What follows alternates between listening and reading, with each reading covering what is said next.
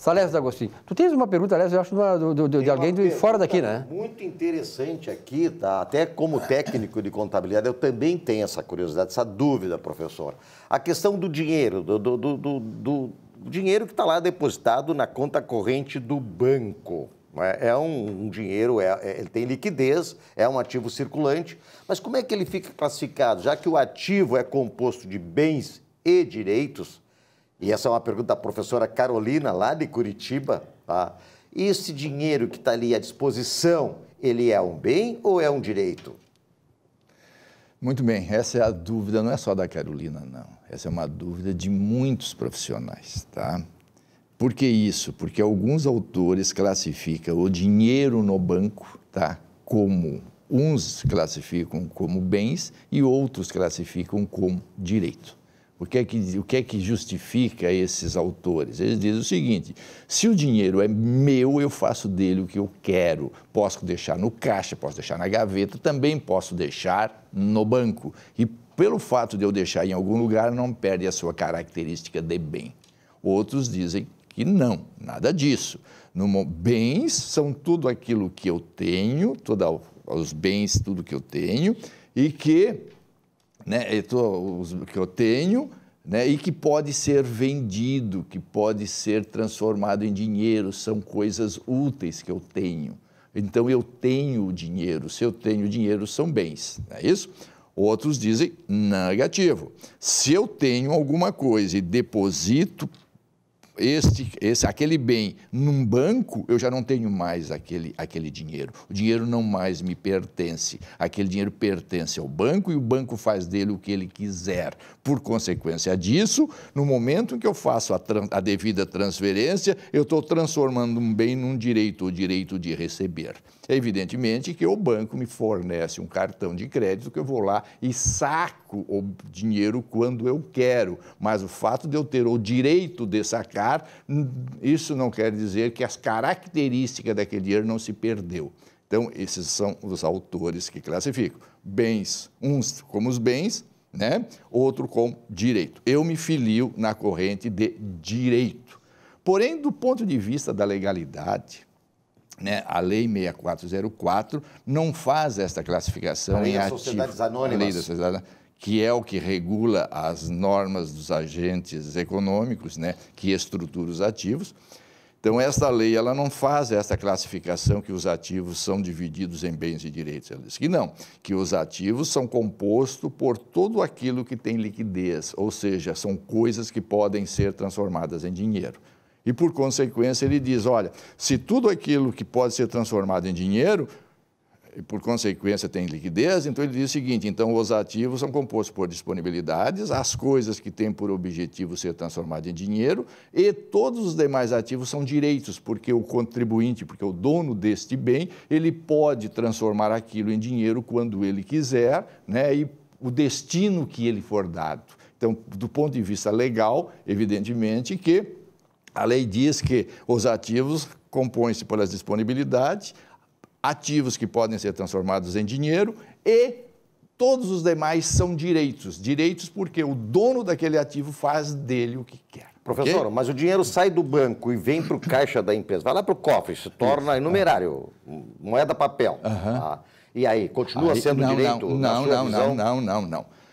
No momento em que você tenha o dinheiro, no momento que você tem o numerário, ele é um bem. Aí passa a ser um bem. No momento que você transfere esse dinheiro para o banco, você transferiu a propriedade. O dinheiro não é mais teu, o dinheiro é do banco.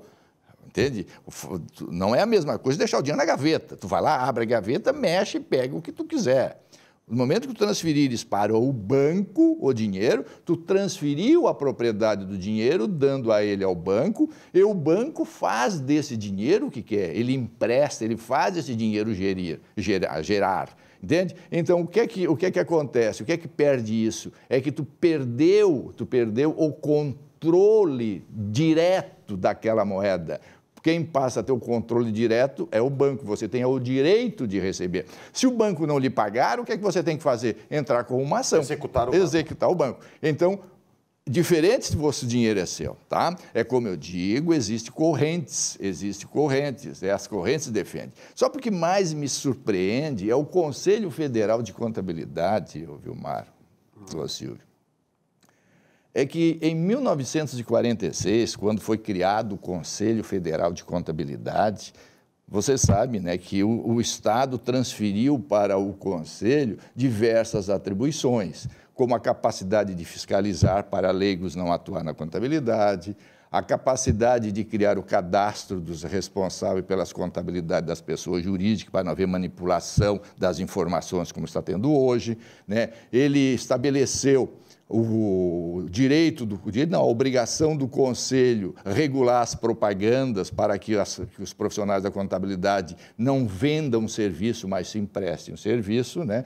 E também deu ao Conselho de Contabilidade a capacidade dele de dirimir as dúvidas profissionais. Através de resoluções. Através de resoluções. Então, ele é um órgão normativo. E o que me surpreende é que o Conselho Federal de Contabilidade deixa os profissionais na dúvida. Ele não cumpre com esta obrigação. Isso é uma coisa lamentável. E é por isso que hoje, no mundo que nós estamos vivendo hoje, mundo de reforma, ok? Está na hora de colocar uns generais lá dentro do Conselho de Contabilidade também, para fazer uma limpa, ok? Nós precisamos fazer com que o nosso Conselho de Contabilidade cumpra com a sua obrigação de estabelecer ordem lá dentro. Porque hoje o dinheiro, hoje a riqueza brasileira, hoje existe muito desvios, única e exclusivamente em responsabilidade do Conselho que não organiza a contabilidade. Veja as empresas do Lava Jato, todas elas, as empresas públicas, que desviaram, enfim, que deixaram as pessoas ricas, as pessoas pobres, sem nada acontecer. O Conselho de Contabilidade não fez absolutamente nada. Aliás, os conselhos... E tem obrigação de fazer isso. Os conselhos normalmente lavam as mãos como Pôncio Pilatos, como diz, né? Exatamente. E continuam na sua trajetória, mas isso aí, Salés, desculpa a tua presença aqui, é importante, isso aí depende de você, que é contador, que é técnico de contabilidade, que tem que se engajar nesses movimentos que visem exatamente fazer com que haja essa depuração nos conselhos regionais e no Conselho Federal. Porque não é só para vocês que o conselho é interessante. Ele é interessante para a sociedade, porque ele vai ser o fiscalizador e vai evitar que essas trapaças que aconteceram no governo federal, como, por exemplo, tivemos no governo do PT, aconteçam novamente. Mas o fato é o seguinte, claro que o ideal seria isso, só porque os profissionais, eles existem para prestar um bom trabalho, prestar um trabalho de qualidade. Só porque todo profissional que se rebela contra este grupo que se adonou do Conselho, ok?